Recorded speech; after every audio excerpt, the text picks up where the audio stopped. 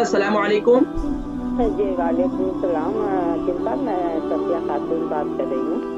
जी सफिया खातून, खैरियत से हैं आप? ठीक हैं जी अल्हम्दुलिल्लाह मैं ठीक ठाक खैरियत से हूँ। मैंने दो आपसे सवाल पूछने। एक तो मेरी बहू है तो उसके जो है ना 2 रसोलियाँ हैं पेट में। बहू को क्या है? बहू को क्या बताया आपने?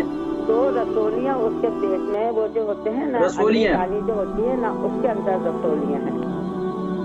अच्छा, मतलब रहम में? जी 2 ठीक है। रसोलियाँ हैं। और अच्छा, ये बताया कि आपकी बहू की उम्र कितनी है? 26 उनकी उम्र है और क्या कितनी? कहते हैं उनका वेट जो है ना 55 है। वजन कितना? उम्र कितनी बताई?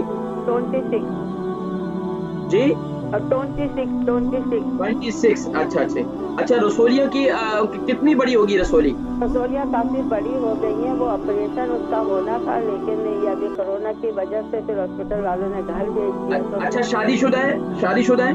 शादीशुदा 2 बच्चे भी हैं। जब उनका ये पहला बेटा हुआ था ठीक ठाक हुआ था, फिर दूसरा बच्चा हुआ था उनका बहुत बड़ा ऑपरेशन हुआ था, यानी कि पेट के अंदर से उन्होंने सारी चीजें निकाल दी थी। उन्होंने बोलता ये कुछ भी बच्चेदानी अगर अंदर रहेगी तो उसका जहर फैल सकता है।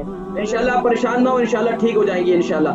बाकी उनको बाकी इसके अलावा तो कोई तकलीफ नहीं है ना? उसके अलावा कोई तकलीफ, बस उसके पेट में बस उसी रसोली की वजह से बहुत दर्द होता रहता है।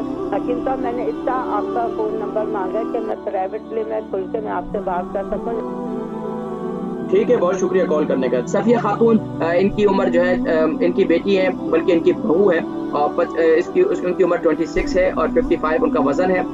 पेट में जो है रसोलियाँ हैं और पेट में शदीद दर्द की शिकायत करती हैं। देखिए, अक्सर खवातीन को आज के दौर के अंदर बहुत ज़्यादा ये शिकायत पाई जा रही है।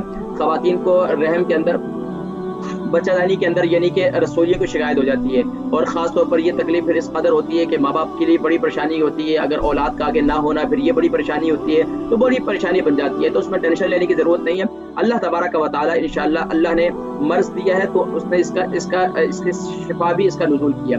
बाकी एलोपैथिक के अंदर इसका यानी कि इसका ऑपरेशन है, लेकिन हम इसका नाज़रीन किराम इसका मैं इलाज ये बताता हूँ। एक तो आप हर फर्द नमाज के बाद जो है आप अपने ऊपर रब्बी अन्नी मस्सनी यदुर्रु अंता अर्हमुर राहिमीन सूरह अंबिया आयत नंबर 83 अव्वल आखिर दुरूद शरीफ के साथ हर फर्द नमाज के बाद इसे 41 टाइम पढ़ें और अपने ऊपर दम करें।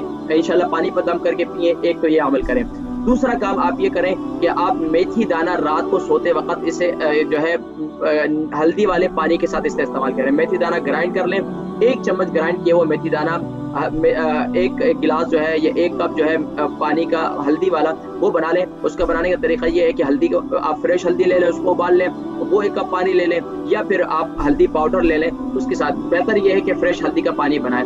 ये बड़ा ज़बरदस्त नुस्खा है। दूसरा नुस्खा ये है कि आप सुबह नहार में जब सुबह उठें तो आप सुबह उठने के बाद 1 चम्मच कलौंजी का तेल और 1 चम्मच आप जो है अदरक का जूस, इसे आप इस्तेमाल करें सुबह नहार में। इंशाअल्लाह अल्लाह तबारक व तआला ये रसोली की कैफियत इंशाअल्लाह, ये रसोली इंशाअल्लाह खत्म हो जाएगी। शिफा अल्लाह करीम ने देना है। और कोशिश ये करें कि जब आप फर्द नमाज के बाद पढ़ेंगे तो अपने इस हिस्से पर यानी कि अंगूठे के इशारे से इस हिस्से पर आपने अव्वल आखिर दुरूद शरीफ के साथ 3 मरतबा अपनी उंगली को फेरना है और अल्लाह की बारगाह में दुआ करनी है। इंशाअल्लाह अल्लाह करीम इस मर्ज़ से इंशाअल्लाह शिफा नसीब फरमाएंगे।